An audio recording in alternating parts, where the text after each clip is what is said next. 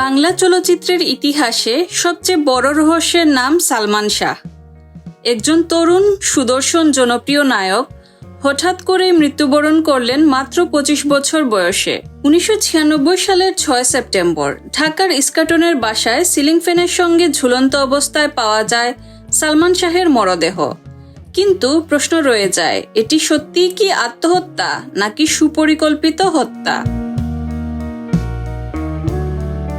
সেদিন সকালে তার স্ত্রী সামিরা বলেন, সালমান ঘুম থেকে উঠে রুমে ঢুকে দরজা বন্ধ করে দেন। কিছুক্ষণ পর দরজা না খোলায় ভেতরে গিয়ে দেখা যায় তিনি ঝুলন্ত অবস্থায় আছেন। প্রথমে পুলিশ এটিকে আত্মহত্যা হিসেবে নথিভুক্ত করে, কিন্তু খুব দ্রুতই দেশের মানুষ বিষয়টি মানতে পারেনি। সালমান শাহ আত্মহত্যা করতে পারেন এ কথাটাই যেন অসম্ভব মনে হয়েছিল ভক্তদের কাছে। এরপর একে একে উঠতে থাকে নানা প্রশ্ন। কেন তার মৃত্যুর আগের রাতে ঝগড়া হয়েছিল স্ত্রীর সঙ্গে? কেন সামিরা ও তার পরিবারের ভূমিকা নিয়ে নানা অভিযোগ উঠল?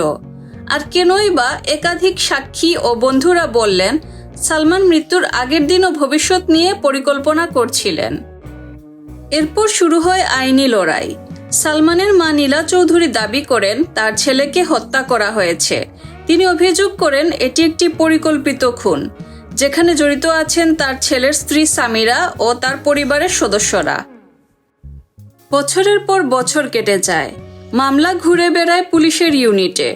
থানা থেকে শুরু করে সিআইডি, পরে তদন্তে নামে পিবিআই বা পুলিশ ব্যুরো অফ ইনভেস্টিগেশন।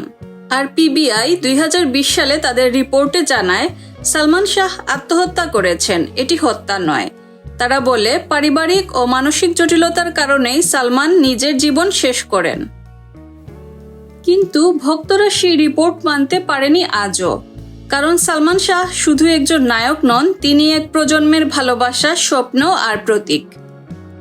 তার মৃত্যুর ২৯ বছর পরও সেই রহস্য অমীমাংসিত থেকে গেছে। কেউ বলেন এটি হত্যা হয়ে আত্মহত্যা সাজানো, আবার কেউ বলেন সালমান মানসিক চাপ সহ্য করতে পারেননি।